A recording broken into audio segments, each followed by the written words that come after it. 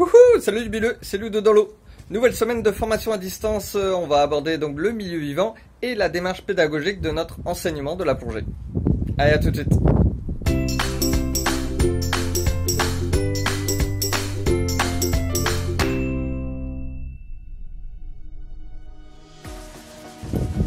Voilà, cette semaine donc on aborde le sujet du milieu du vivant. Alors en quoi ça correspond? Donc quatre grands thèmes qu'on a abordés. Les petits fonds rocheux, les petits fonds sableux. On a abordé aussi le milieu coralligène et puis bien évidemment en Méditerranée pour nous les herbiers de Posédonie. Voilà, quatre grands thèmes qui ont été abordés justement pour pouvoir identifier les particularités des uns et des autres, pour pouvoir identifier donc la faune et la flore qu'on peut y découvrir pour notre propre culture, mais aussi pouvoir justement identifier sous l'eau et pouvoir également partager donc ce qu'on a à découvrir sous l'eau. C'était cool hein, de pouvoir mettre des noms aussi sur des espèces qu'on avait déjà vues, qu'on ne connaissait pas forcément ou qu'on ne connaissait pas le lien ou la raison pour laquelle ils étaient là. C'est ça qui est génial sous l'eau, c'est qu'on trouve toujours une raison pour laquelle telle ou telle espèce vit à tel ou tel endroit. Et puis cette semaine aussi, donc on a fait pas mal de vidéos sur les démarches pédagogiques, les justifications de pourquoi on enseigne tel ou tel cours.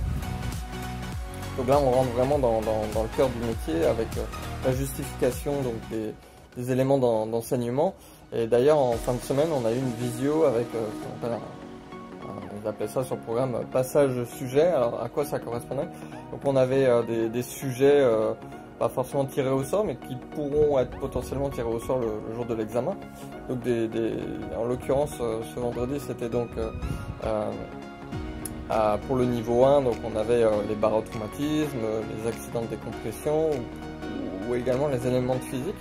Voilà, des parties de cours qui correspondent pas au niveau entier, hein, mais voilà, des sujets sur lesquels voilà, on était examinés en visio, donc ça donne un petit peu le ton sur voilà, non seulement notre façon de s'exprimer, mais surtout, plus important, sur le contenu en fait. Donc sur la justification, hein, c'est là où je voulais en venir. On avait préparé ça donc plus en semaine sur d'autres thèmes, voilà, où il fallait effectivement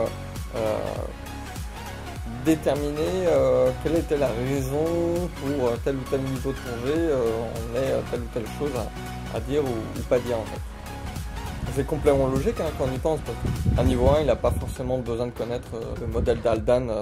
Donc du coup c'est vrai que pour comprendre cette démarche pédagogique, hein, le mieux c'était d'utiliser voilà, cet outil mémotechnique qui est assez sympa, que j'aime bien, qui est le Jospel ou le Josper, qui correspond du coup à une justification de pourquoi on fait le cours.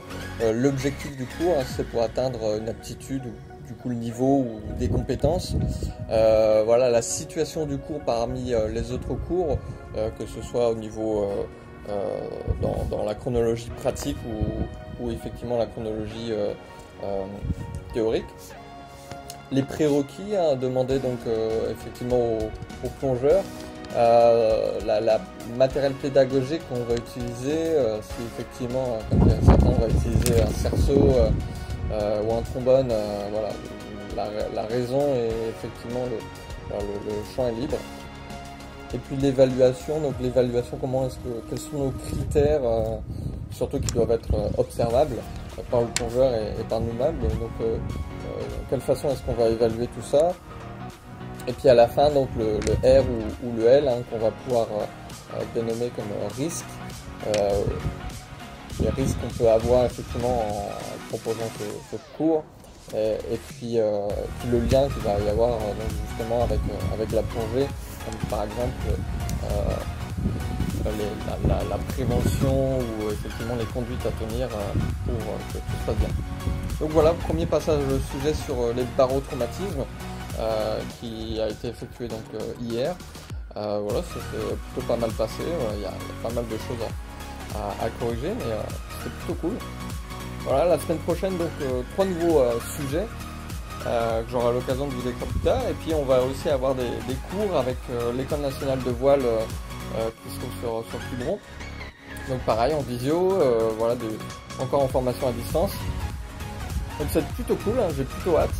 Voilà, je vous remercie beaucoup d'avoir suivi cette vidéo. N'oubliez pas de vous abonner à la chaîne, le petit pouce bleu pour m'encourager.